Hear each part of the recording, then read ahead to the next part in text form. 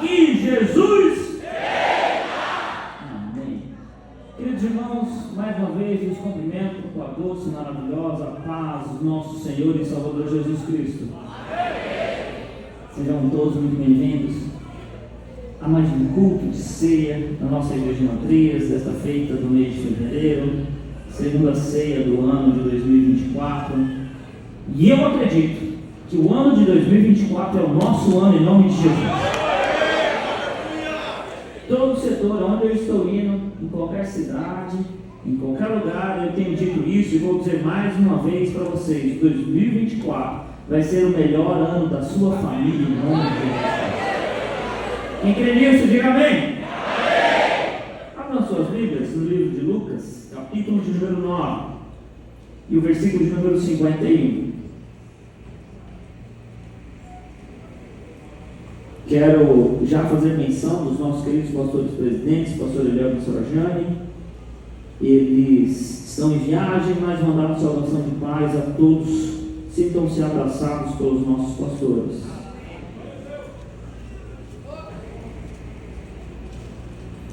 Abre Lucas 9, 51. Eu sei que você está de pé, mas não tem problema. Olha para mim aqui. Deixa um pouquinho a Bíblia aberta. Porque antes da gente ler, deixa eu só explicar algo aqui rapidamente. Antes da gente ler, eu quero explicar que existe uma diferença da maneira que os evangelhos foram escritos. Eles não foram escritos da mesma maneira. Então, cada autor ele escreve o evangelho de uma maneira. Eles não tentam colocar os acontecimentos em ordem cronológica, mas eles escolhem da maneira em que eles querem atingir o público específico e o que eles querem atingir com o evangelho específico. Por exemplo, o livro de Mateus. Mateus ele reúne grandes milagres que estão espalhados pelo livro de Lucas, por exemplo. Ele reúne esses milagres no capítulo 8 e no capítulo 9. Então, capítulo 5, 6 e 7, ele faz o sermão da montanha, e aí ele interrompe aquela sessão e começa uma sessão de milagres, e aí depois ele termina a sessão de milagres e ele começa uma outra sessão. Então, os escritores escreveram dessa maneira. E quando a gente lê a Bíblia, muitas vezes de forma devocional, e num dia você lê o capítulo 1, no 2 você lê o capítulo 2, e no outro dia você lê o capítulo 3, às vezes isso nos impede de ver um contexto geral quando você lê um evangelho de uma vez só. Alguém aqui já leu, por exemplo, algum dos evangelhos tudo num dia só? Ou numa vez só? Pouca gente. Te recomendo fazer isso. Porque você consegue, mesmo que não seja de um dia só, mas em 2, 3 dias, você consegue ter um aspecto muito maior do livro quando você lê dessa maneira.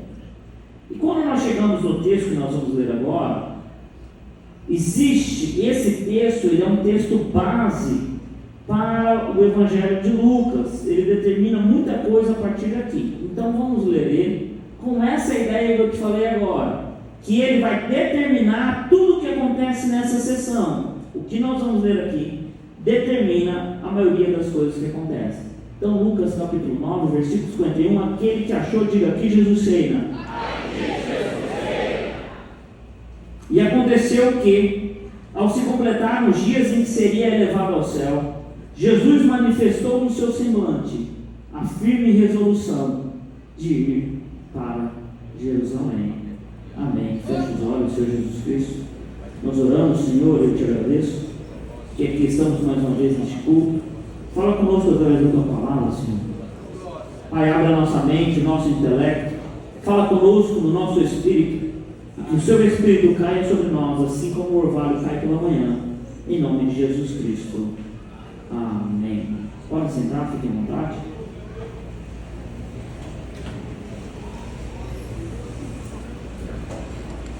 Eu quero que você abra de novo Lucas capítulo 9, você deixe aberto, porque nós vamos ler quase o capítulo inteiro de 9 de Lucas hoje, tá?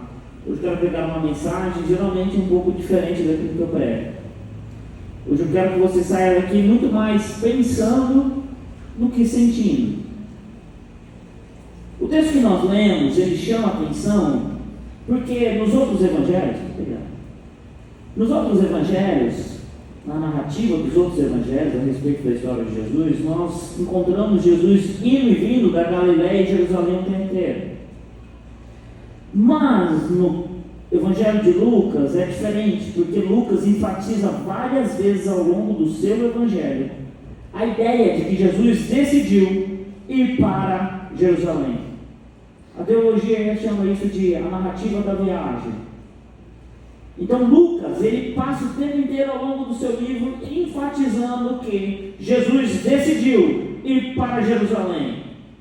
E o ponto central aqui, texto que nós lemos, é a ideia de que não é só que ele decidiu ir para Jerusalém, mas a ideia principal é: Jesus decidiu ir para Jerusalém para morrer e para ressuscitar. Jesus decidiu ir para Jerusalém para morrer e para viver novamente. Lucas trata, e em resumo, tudo o que acontece a partir daqui, e no capítulo 9, a partir do 18, ele está debaixo da eminente luz e sombra da cruz de Cristo. Então, quando nós lemos o capítulo 9, nós temos que ter essa ideia de que tudo o que acontece no desenrolar desse capítulo tem que ser baseado embaixo da sombra da cruz de Cristo, embaixo da ideia que Jesus está o tempo inteiro dizendo: eu tenho que ir para Jerusalém, porque eu tenho que morrer e eu tenho que viver mais uma vez. Sabe, essa é uma dica crucial para a gente entender o que eu vou falar hoje. Então abra comigo aí Lucas 9 e o versículo de número 18. Lucas 9, 18. Hoje é um dia, uma noite, em que nós vamos pensar um pouco, e nós vamos ver bastante a respeito de tudo isso. Quem ama ler a Bíblia aqui? Quem ama ler a Bíblia aqui? Então você não vai se incomodar da gente ler bastante hoje. Então, eu vou, conforme eu for lendo e você vai lendo, coloca dentro da sua cabeça que tudo que nós vamos ler agora, e nós vamos ler vários textos, mas tudo que a gente vai ler agora tem como base a ideia principal de que Jesus está falando: eu estou indo para Jerusalém e eu preciso morrer, eu preciso ressuscitar. Então, Lucas 9, 18 diz assim: e aconteceu que enquanto Jesus estava orando em particular, achavam-se presentes os discípulos a quem ele perguntou: quem as multidões dizem que eu sou? E eles responderam: uns dizem que é João Batista, outros dizem que é Elias, e ainda outros dizem que é um dos antigos profetas que ressuscitou. E Jesus perguntou: e vocês? Quem dizem que eu sou? E respondendo Pedro, disse: tu és o Cristo de Deus. Jesus, porém, advertindo-os, mandou que ninguém declarasse tal coisa, dizendo: é necessário que o Filho do Homem sofra muitas coisas, seja rejeitado pelas mãos dos anciões, pelos principais sacerdotes e pelos escribas, e seja morto, e no terceiro dia... Ótimo, então nós identificamos aquilo que eu falei, mais uma vez. Vamos lá então, 23. Jesus dizia a todos: se alguém quer vir após mim, negue a si mesmo, dia a dia tome a sua cruz e siga-me, pois quem quiser salvar a sua vida, a perderá. E quem perder a vida por minha causa, esse a salvará. Do que adianta uma pessoa ganhar o mundo inteiro, se vier a perder-se ou causar dano a si mesma? Pois quem se envergonhar diante de mim, das minhas palavras, dele se envergonhará o Filho do Homem, quando vier na sua glória, e na glória do Pai e dos santos anjos.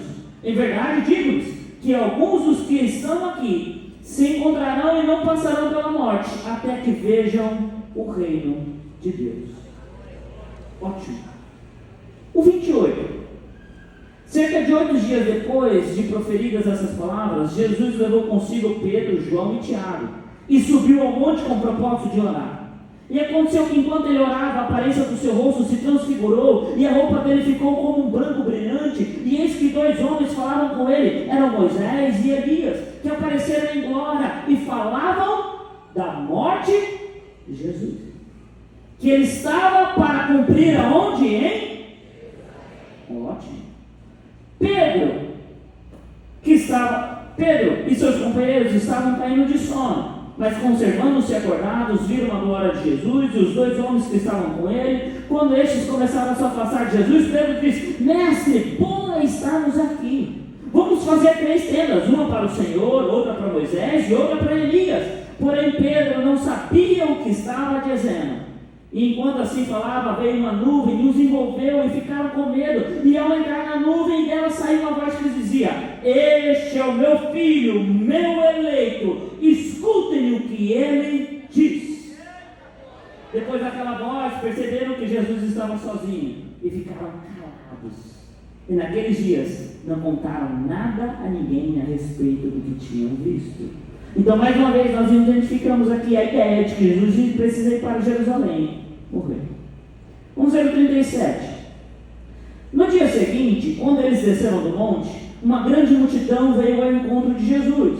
E eis que do meio da multidão surgiu um homem dizendo em alta voz: Mestre, peço que o Senhor olhe o meu filho, porque é o único que eu tenho. Um espírito se apodera dele, de repente o menino grita, e o menino convulsiona até espumar, e dificilmente o deixa, depois de ter o maltratado muito. Pediu aos seus discípulos que o expulsassem, mas eles não puderam. Jesus exclamou: Ó geração incrédula e perversa, até quando estarei com vocês e terei de suportá-los? Traga o seu filho aqui. Quando o menino estava se aproximando, o demônio o atirou no chão e convulsionou, mas Jesus o repreendeu, o espírito imundo curou o menino e entregou novamente ao seu pai. E todos ficaram maravilhados com a majestade de Deus. Maravilha! Vamos ler então a parte do 43b. Como todos estavam admirados com tudo que Jesus fazia, ele disse aos seus discípulos: prestem bem atenção nas seguintes palavras: o Filho do Homem está para ser entregue nas mãos dos homens. Ele está dizendo mais uma vez: eu vou morrer. Eles, porém, não entendiam isso. Eles foram encobertos para que não compreendessem e temiam fazer alguma pergunta a Jesus a respeito desse assunto. 46. A gente já leu mais versículo que muita gente já leu algum dia na vida. Diga amém por isso. Vocês falaram que gostavam de ler a Bíblia, sim ou não? 43. Surgiu entre os discípulos uma discussão sobre qual deles seria o maior. Mas Jesus, sabendo do que se passava no coração deles, pegou uma criança, colocou junto de si e disse: quem receber essa criança em meu nome, e a mim me recebe. E quem receber a mim, recebe aquele que me enviou. Porque aquele que for o menor de todos entre vocês, esse é que é grande. 49. João tomou a palavra então e disse: mestre, vimos certo homem que expulsava demônios em seu nome, mas nós o proibimos de fazer isso porque ele não era nosso.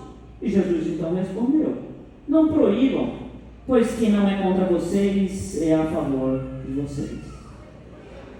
E agora nós chegamos no texto que nós vamos primeiro. E aconteceu que, ao completar os dias em que seria levado aos céus, Jesus manifestou no seu semblante a firme resolução, ou seja, a firme decisão de ir para Jerusalém. E enviou mensageiros que fossem na frente, indo eles, entraram numa aldeia de samaritanos para lhe preparar pousada, mas não o receberam, porque o aspecto dele era de quem decisivamente ia para Jerusalém. Vendo isso, os seus discípulos Tiago e João perguntaram: Senhor, quer que mandemos descer fogo do céu para os consumir? Mas Jesus, voltando para eles, os repreendeu e disse: os repreendeu e seguiram para outra aldeia. Digam amém. Parabéns, você já leu sua cota diária da Bíblia hoje. Que leitura extensa, sim ou não? Sim ou não? Sim. Diante de toda essa leitura e de todos esses versículos, eu quero apresentar em cada uma dessas histórias que nós lemos hoje uma seguinte ideia. Eu quero que você reflita sobre essa seguinte ideia. De maneira breve eu vou apresentar elas. E a afirmação que eu quero fazer hoje para vocês é a seguinte: é que Jesus, em seu próprio tempo, foi o Messias incompreendido. Jesus, no tempo em que ele viveu, ele foi um Messias que as pessoas não entendiam. Jesus, no tempo em que viveu, com as pessoas que ele viveu, ele era o Messias, que as pessoas não compreendiam. Mas sabe de uma coisa? Hoje, quando nós lemos esse texto, nós encontramos e nós enxergamos aquilo que aqueles homens não entendiam naquela época.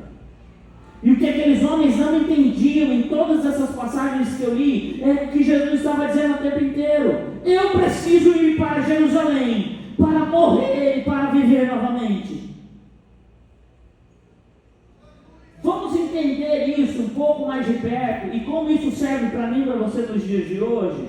Lá no começo, Jesus está em Cesareia de Filipe, a região mais pagã da Galileia. E aí então ele faz uma pergunta: quem as pessoas dizem que eu sou? E eles diziam: olha, dizem que você é um dos profetas, um grande homem de Deus.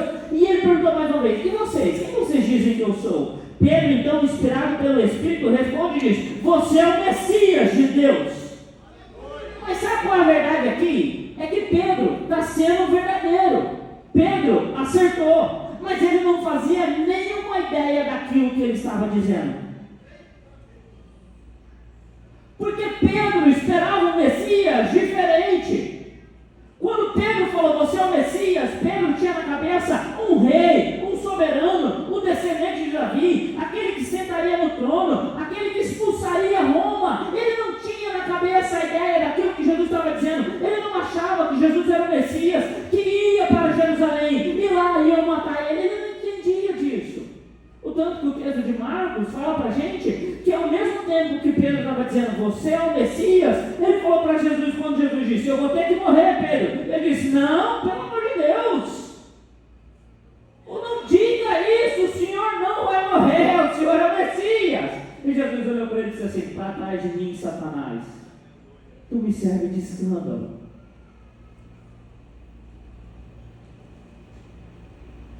Pedro não tem ideia daquilo que nós temos hoje. E o pior é que ele acerta que Jesus é o Messias. E quando ele acerta que Jesus é o Messias, Jesus diz para ele assim: ó, não fala para ninguém isso. Mas por que eu não vou falar que é o Messias? Porque ninguém vai entender. Porque essa é a ideia que eu estou querendo passar para vocês, que na época de Jesus, ele era o Messias incompreendido.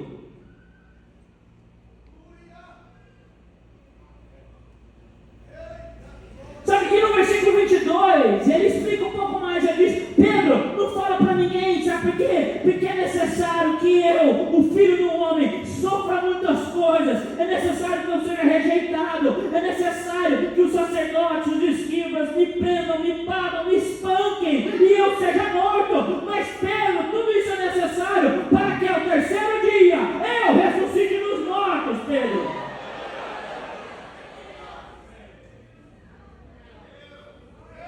E sabe qual é a prova daquilo que eu estou falando? Que ele dizia que era o Messias, eles não entendiam o que ele queria dizer com isso. É que no dia que ele finalmente morre, depois de tanto dizer: vou morrer, vou morrer, vou morrer, e no dia que ele morre, sabe o que eles fazem? Eles fogem. Eles têm medo. Eles não querem ser associados a Jesus Cristo. No dia que Jesus morre, não tem ninguém entrado dentro de uma casa, cantando de alegria e felicidade, dizendo assim: eu mal posso esperar pelo domingo. Não tem ninguém fazendo isso, porque eles não entendem quem Ele é. E aí ele continua, e no versículo 23 ele diz assim: ó, e eu vou dizer mais uma coisa para vocês: quem quiser ser o meu discípulo, tem que tomar a sua cruz e seguir após mim. E aí, às vezes, hoje, a gente suaviza isso. A gente tenta tornar de uma maneira mais suave essa ideia. Pega a sua cruz, nega a si mesmo. Porque, afinal de contas, talvez para mim e para você, tomar a nossa cruz não significa ser pregado com os pés e mãos de verdade em uma cruz de madeira. Mas Jesus usa palavras fortes como essas, porque o senso e a ideia que ele quer transmitir é forte o suficiente, porque a ideia de negar a si mesmo é a ideia de morrer para si mesmo, e sempre que eu morro para mim mesmo, é a morte mais dolorosa que existe. Sabe, o que eu estou querendo dizer para vocês é que Jesus era um Messias incompreendido. Jesus está dizendo: eu vou ter que morrer, E aqueles homens diziam: não, você é o Messias, e você vai sentar no trono, e vai mandar Roma embora. E Jesus dizia: não, eu sou o Messias, eu vou ter que morrer. E mais ainda, se você quer me seguir, você vai ter que pegar uma cruz, e você vai ter que morrer também.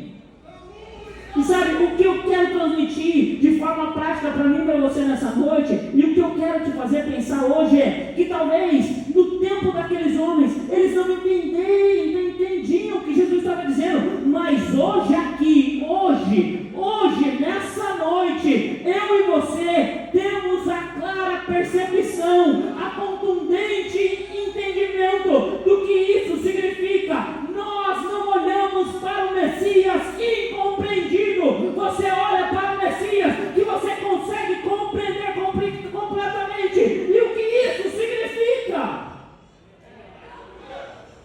O que Jesus está tentando transmitir para mim e para você, e que eles não entendiam naquela época, é o seguinte: sabe o que é ser um discípulo e ir atrás dele? Pare de satisfazer os seus próprios desejos. Pare de buscar os seus próprios interesses. Pare de fartar a sua alma com aquilo que não é eterno. Pare de alimentar a sua própria vaidade. Pare de fazer só aquilo que você quer. Negue a si mesmo.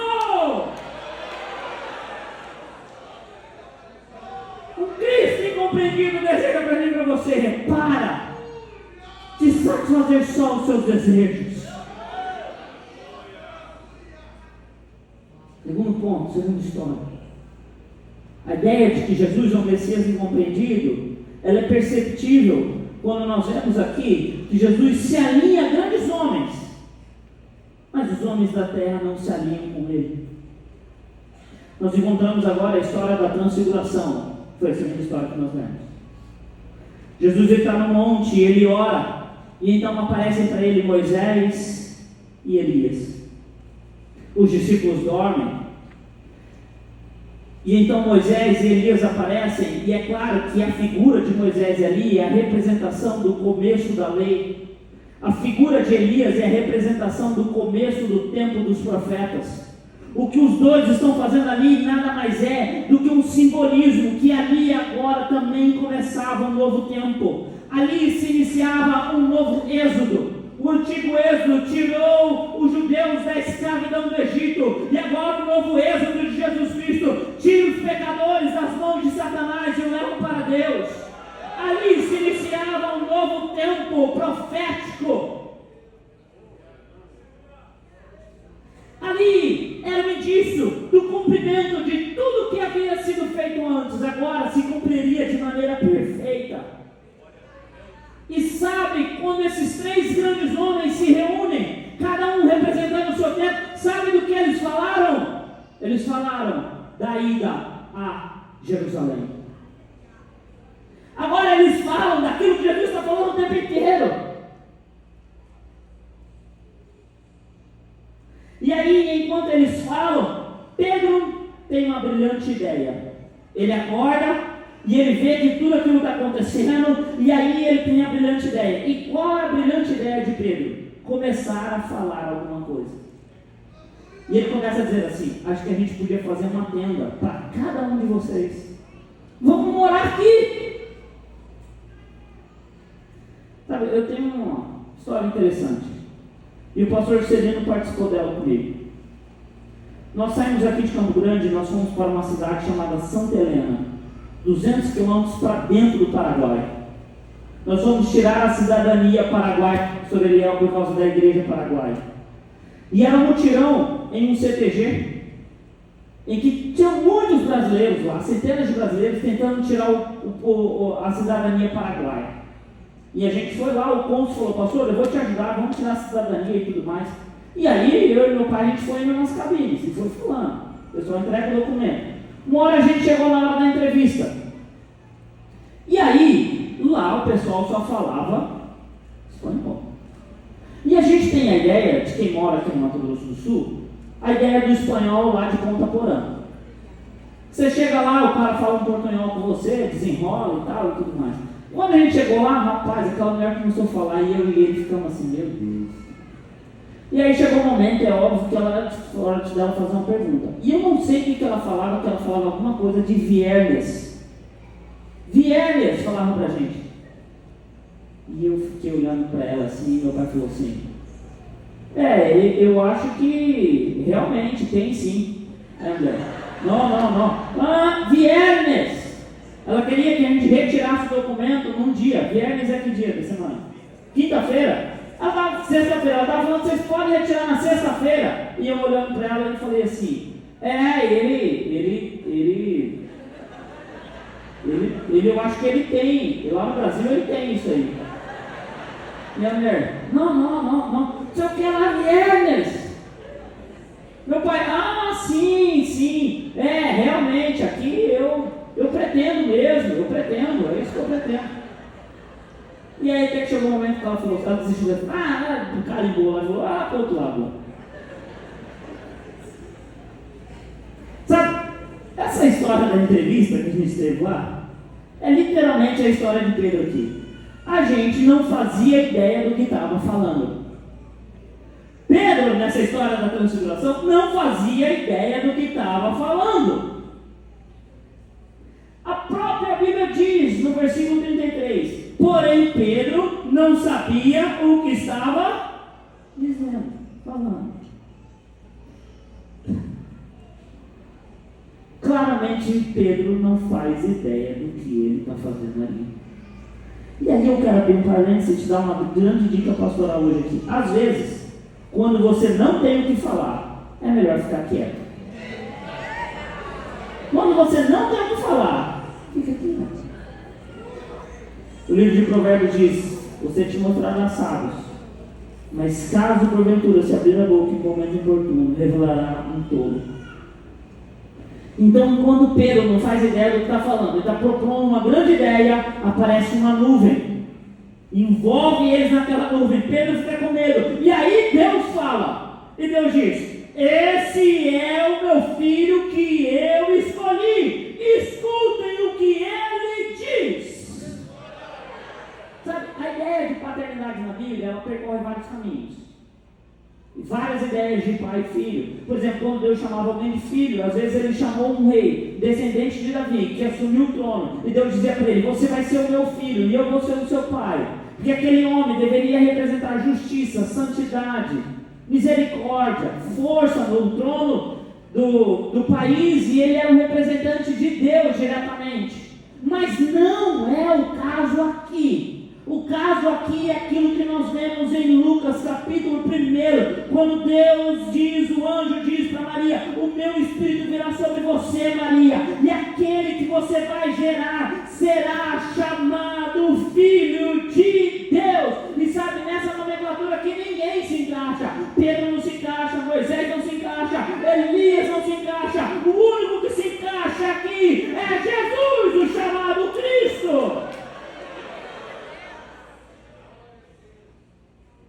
E sabe, essa é a ideia que eu quero trazer para vocês de maneira prática. Que Jesus era um Messias incompreendido. Porque ele conseguia se alinhar com os homens do céu, mas os homens da terra não conseguiam se alinhar a ele. E os homens daquele dia não conseguiram compreender isso. Mas novamente eu digo, eu e você temos uma ideia clara do que isso significa. E sabe o que isso significa para mim e para você? Que no tempo de Jesus ele é incompreendido, mas agora nós lemos o texto e compreendemos. Significa o quê? Para de se alinhar com os propósitos errados da sua vida. Para de se alinhar com os sonhos errados da sua vida.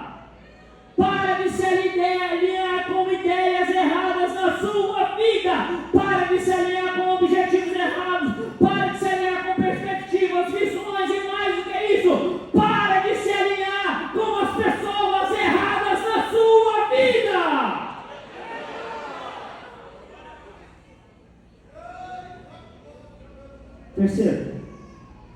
Terceira história.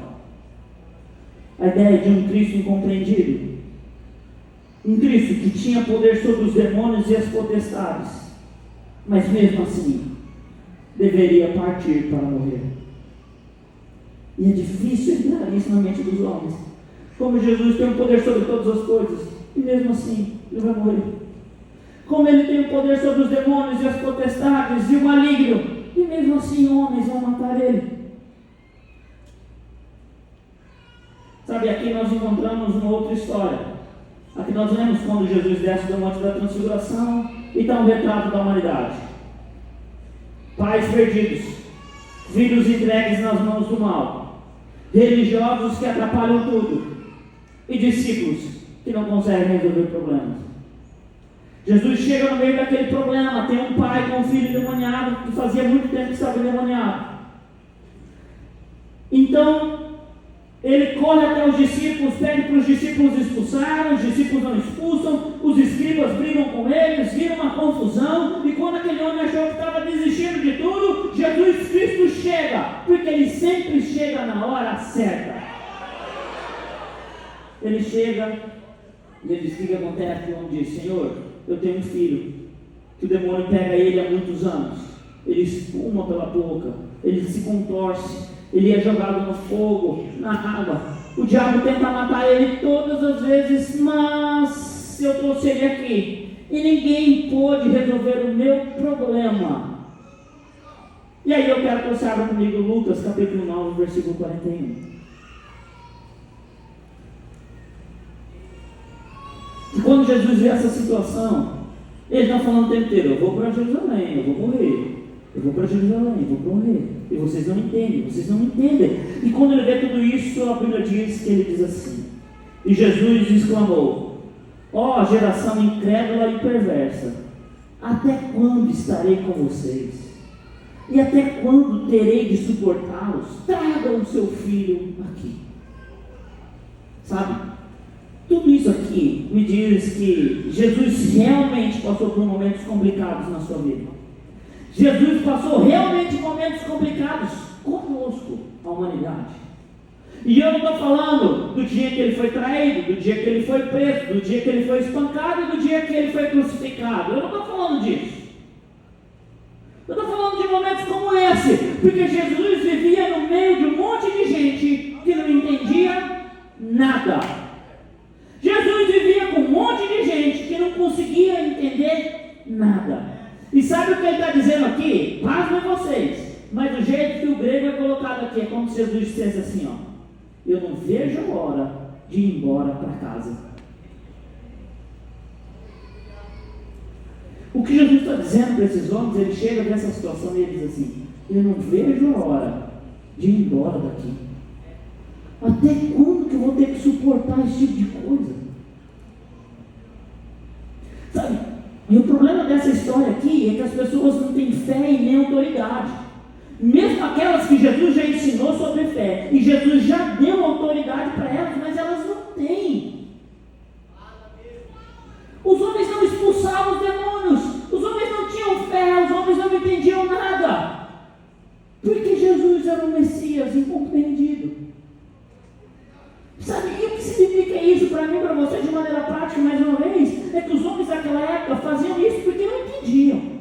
Mas eu e você vemos a verdade clara diante dos nossos olhos, e isso significa, e escuta bem o que eu vou falar agora, porque enquanto eu estava escrevendo essa mensagem, Deus estava me falando que esse seria um momento profético desse culto.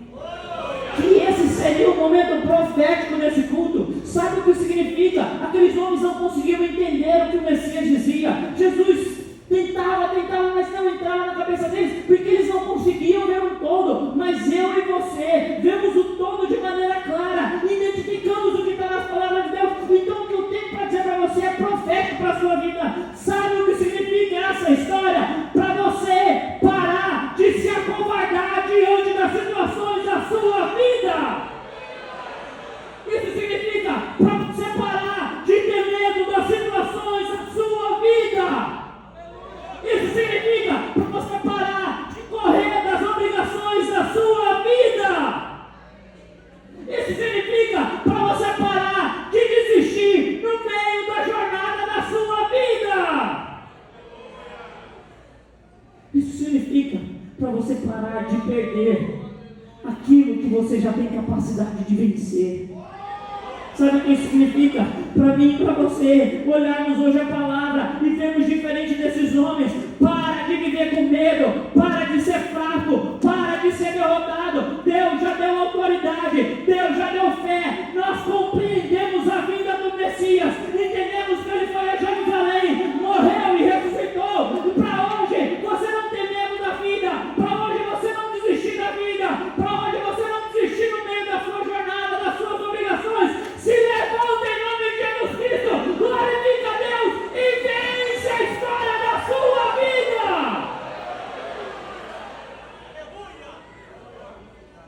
Aleluia.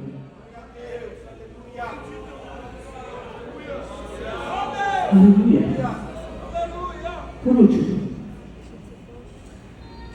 Jesus era um Messias incompreendido, mas mesmo assim, ele anuncia a sua traição.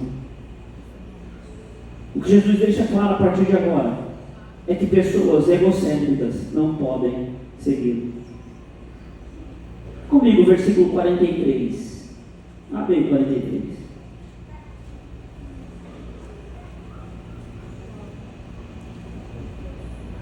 O 43 diz assim, o B, parte B. Como todos estavam admirados com tudo que Jesus fazia, ele disse aos seus discípulos: prestem bem atenção nas seguintes palavras. Ele está dizendo, presta atenção no que eu vou falar mais uma vez, presta atenção. O Filho do Homem está para ser entregue nas mãos dos homens. Eles, porém, não entendiam isso. Eles foram encobertos para que não compreendessem e tinham medo de fazer perguntas a respeito desse assunto. Sabe, aqui Jesus é claro, ele está dizendo, eu vou ser traído, eu vou ser entregue nas mãos dos homens. E eles não entendiam. Se coloque agora, tente se colocar na visão dessa história. Vocês estão vendo que só no versículo, no capítulo 9, a partir do 18, Jesus já falou várias vezes para o pessoal: eu vou morrer, gente, eu vou morrer, eu vou morrer. Ser discípulo significa negar a si mesmo. Ser discípulo significa se alinhar com o céu. Ser discípulo significa ser corajoso, porque eu vou morrer, gente. E aí chega agora no final, depois que ele faz tudo, e ele diz: olha, eu vou morrer. Mais uma vez eu estou dizendo, e mais uma vez a Bíblia diz que eles não entendiam. E depois do 45, o 46 explica por que esses homens não entendiam. Por que eles não compreenderam? Eles não compreenderam porque pensavam em grandeza. Jesus está o tempo inteiro falando: eu vou morrer, eu vou morrer, eu vou morrer. E sabe o que esses homens estavam dizendo? Surgiu entre os discípulos uma discussão sobre qual deles seria o maior. Sabe, certamente quando eles pensaram que significava ser maior, nenhum deles estava clamando para se juntar com Cristo diante de sofrimento e angústia. Quando eles estavam pensando, quem será o maior? Nenhum deles estava pensando assim, quem vai ser mais torturado? Quem vai correr da pior maneira? Claro que não era isso. Eles estavam dizendo, bom, Jesus quando instalar o reino dele aqui, quem vai ser o ministro da defesa? Quem será vai ser o ministro da justiça? E o ministro da economia? Quem vai ser? Quem vai ser o vice dele? Só que Jesus, conhecendo o pensamento daqueles homens, ele vê toda aquela discussão, aí ele traz uma criancinha para perto dele e disse: gente, quem receber essa criança em meu nome, me recebe. E quem recebe a minha pessoa, recebe aquele que me enviou. Por quê? Porque aquele que for menor entre vocês, esse será grande. Sabe, a ideia aqui não é transformar Jesus em uma figura de uma criança. Não é para fazer só caridade, não é isso. Mas o que ele está dizendo é, receber uma criança não tem nada a ver com ficar fazendo o que não se deve para se conseguir o que não precisa. Em outras palavras, o que Jesus está querendo dizer, Jesus está dizendo assim, olha, receber uma criança não é igual ficar bajulando os outros para receber algum poder que não serve para nada. Se aqueles homens não entendiam. Mas o que Jesus está tentando dizer para mim e para você de maneira prática, porque ele não era entendido naqueles dias, é o seguinte: para de se preocupar com aquilo que vale apenas aqui na terra e começa a se preocupar em fazer o bem para aqueles que mais precisam. E aí, não contente, João se levanta e diz assim, João tomou a palavra e disse: mestre, vimos certo homem que expulsava os demônios em seu nome, e nós proibimos de fazer isso, porque ele não era um dos nossos. Mas Jesus deu a seguinte resposta: para com isso. Quem não é inimigo de vocês é por vocês. Sabe? E aqui nós percebemos que não é que eles estavam competindo entre si, eles não queriam nenhuma concorrência de fora também. Não importa se o cara estava libertando, cuidando das pessoas, ele era fora do grupo deles, não fazia parte da panelinha deles. Eu acho que nesse ponto vocês vão ficar igual os discípulos, sem entender nada, porque dentro da igreja não tem grupinho nem panelinha, né? Eu acho que vocês vão ficar meio boiando nessa parte, vocês estão igual os discípulos, sem entender nada, porque dentro da igreja não tem grupinho, não tem a família tal, e não tem a panelinha tal, né? Aqueles homens não entendiam. Jesus está dizendo: eu vou morrer. E eles estão dizendo: quem vai ser o maior de nós? Tira esse cara de lado, ele não é nosso. Mas o que serve para mim e para você de maneira cristalina, mais uma vez, é: para de ser egoísta. Pare de ser egocêntrico. Pare de achar que só existe você. Pare de achar que você é o centro do mundo. Para de achar que você é maior que os demais. Para de achar que só o seu grupo, só a panelinha, só o seu pessoalzinho ou só a sua família presta. Para, pelo amor de Deus. Você não é o centro do mundo e nem é o centro de Jesus, como dizem por aí.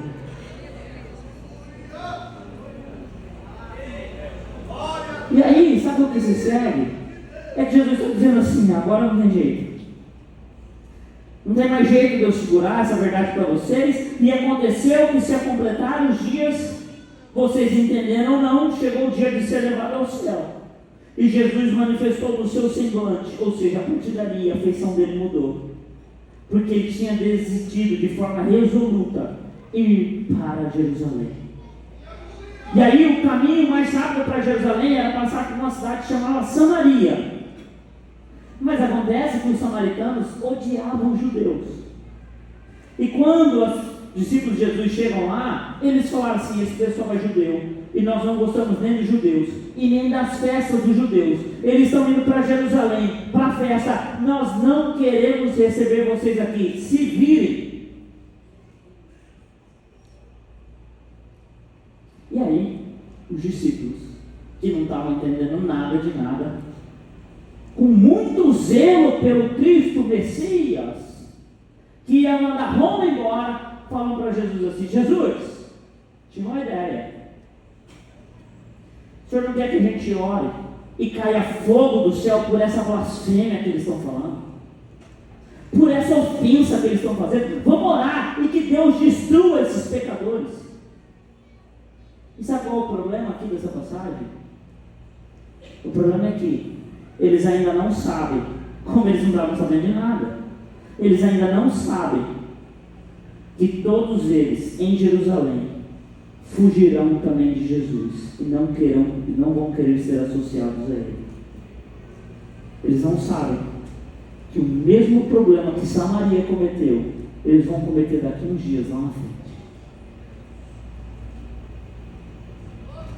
E se Jesus matar os samaritanos? E se Jesus decidir falar assim: não, precisa ver uma coisa, foi uma ofensa mesmo, eu vou matar os samaritanos? Tudo bem, de boa. Mas e se Jesus decidir matar os discípulos pelo mesmo pecado? Os samaritanos podem morrer. Mas e se Jesus decidir matar os discípulos pelo mesmo problema? Tudo bem. Mas se quando ele chegar em Jerusalém e as multidões rejeitarem ele e clamarem pelo seu sangue, seu sangue, e ele for crucificado em uma cruz. E se Jesus decidir matar a multidão e invocar fogo sobre eles, tudo bem?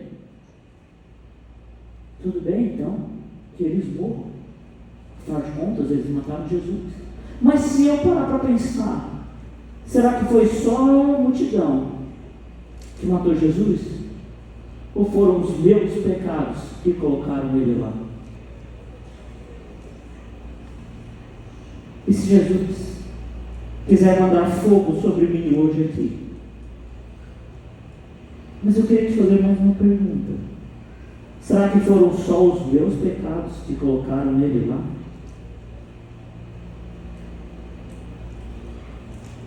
Ou será que também foram os seus pecados que colocaram ele lá? E sabe a resposta para todas as perguntas aqui? Se Jesus quiser matar os samaritanos, os discípulos, a multidão, eu e você? Sabe qual é a resposta? Tudo bem. Claro que sim. Afinal de contas, os samaritanos os rejeitaram, os discípulos os rejeitaram, a multidão o rejeitou, e nós também, de alguma maneira, em alguma época, o rejeitamos. Mas, não é isso que Jesus deseja. Jesus não deseja a morte dos samaritanos. Sabe por quê? Porque ele está indo a caminho de Jerusalém para morrer pelos samaritanos. Jesus não deseja a morte dos discípulos. Sabe por quê? Porque ele está indo a caminho de Jerusalém para morrer pelos discípulos. Jesus não deseja a morte da multidão. Sabe por quê? Porque Jesus está indo a caminho de Jerusalém para morrer pela multidão. Jesus não deseja a minha morte, porque ele foi a Jerusalém pelos meus pecados. Jesus não deseja a sua morte, porque ele foi a Jerusalém para morrer em seu lugar. Sabe, essa é a grande verdade que eu queria trazer para vocês hoje, que Jesus foi um Messias incompreendido na época dele, mas claramente, cristalinamente compreendido por mim e por você nos dias de hoje. E você pode dizer, pastor, mas os discípulos ficaram a vida inteira sem entender? Claro que não! Porque no dia que os seus pés e mãos são pregados, no dia que ele morre, e no domingo, quando eles chegam e tem um anjo sentado na pedra e pergunta: o que vocês fazem aqui? Aquele que vocês procuram já não está mais aqui, porque ele já ressuscitou. Nesse dia, esses homens entenderam o Messias que eu e você vemos claramente, entenderam ao ponto de André morrer em uma cruz em forma de giz na Grécia, Bartolomeu arrancar a sua pele e jogar ele dentro de um saco, Filipe foi enforcado em um pilar na Ásia, Marcos arrastado nas ruas de Alexandria, Mateus morto na Etiópia decapitado, Matias apedrejado e decapitado, Tiago maior morto a fio de espada por Herodes, Tiago menor jogado no pináculo do templo, e quando ele caiu, viram que ele não estava morto, pegaram um porrete e deram diversas marteladas na cabeça dele até que ele morresse. Paulo em Roma torturado, preso e decapitado, Pedro crucificado de cabeça para baixo, porque disse: não me crucifiquem igual ao meu Cristo, porque eu não tenho a honra de morrer igual a ele. Lucas foi colocado em uma oliveira na Grécia, e Tomé transpassado por uma flecha na Índia. Todos esses homens em algum momento entenderam a verdade que eu quero traduzir para vocês, que Jesus, se ele for incompreendido ou compreendido, ele é o verdadeiro Messias esperado por todos. Eu quero terminar dizendo para vocês: Jesus foi o Messias incompreendido no seu tempo, mas perfeitamente compreendido no nosso. Jesus foi o Messias incompreendido no seu tempo, mas perfeitamente compreendido em nosso tempo. Eu quero terminar com uma pergunta, porque eu te disse que hoje eu quero te fazer pensar e não sentir. Talvez sentir também, mas pensar ainda. Por que você finge que não compreende ele? Porque você continua vivendo a sua vida como se não compreendesse quem ele é. Por que você continua levando a sua vida desta maneira? Fingindo que você não sabe quem Ele é. Porque você continua vivendo de uma maneira como se você não entendesse que Ele foi a Jerusalém, morreu por você e ressuscitou ao terceiro dia e hoje vive e reina. Por quê? Por que vivemos assim? Por quê? Feche seus olhos assim como você está. Senhor Jesus Cristo, mais uma vez nós oramos, Senhor, e eu peço a sua graça sobre nós. Senhor, coloque em nós, na nossa mente, no nosso coração. Nos faz compreender quem o Senhor é. Senhor, nos faz compreender para a nossa vida que o Senhor foi a Jerusalém, morreu pelos nossos pecados, mas ao terceiro dia ressuscitou, nos garantiu a vida eterna. Senhor, coloca dentro de nós a compreensão. Nos faz entender, Senhor. Nos faz entender o Messias.